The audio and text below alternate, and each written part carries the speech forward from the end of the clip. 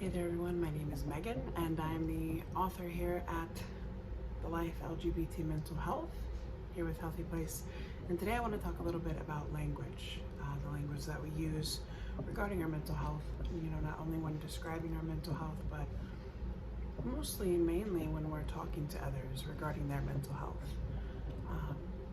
Sometimes it can be a little daunting to ask a question like, how are you? Are you okay? Sometimes it can be a little better to just ask an individual what they're up to. What good movies have you watched? What good shows have you watched?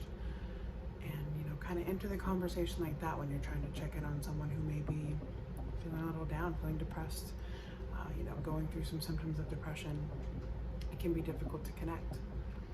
This is the same for, being out in public or being around an individual who may have anxiety and experience things like panic attacks. If you notice that somebody is feeling anxious, or if you notice yourself feeling anxious, verbalize that. Let's communicate that. Let's, let someone around us know, hey, I'm not feeling so well. Can you walk outside with me? Can we talk? Can we breathe together? Can we count together? And on the other end of that, being a friend or a confidant who, when an individual reaches out to you, or when you notice that their behavior might be off a little bit, don't point it out, don't call it out. Instead, maybe just ask them if they want to step outside, or if there's anything that you can do to help them. You notice that, they might be feeling a little under the weather or stressed. So language is very important with our mental health, when we're communicating our mental health, when we are being communicated to about our mental health.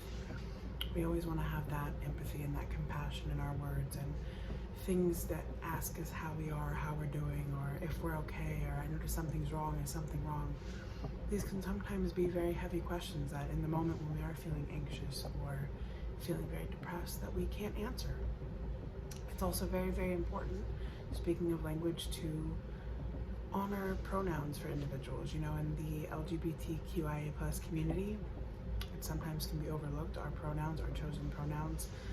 If you're unaware of what someone's pronouns are, ask them. Don't assume, and be mindful of them. If somebody goes by the pronouns of they and them, those are the pronouns that we use for them. If they go by the pronouns of she and her, as I do, my pronouns are she and her, that's what I prefer to be referred to as. And I don't mind answering the question as to what my pronouns are.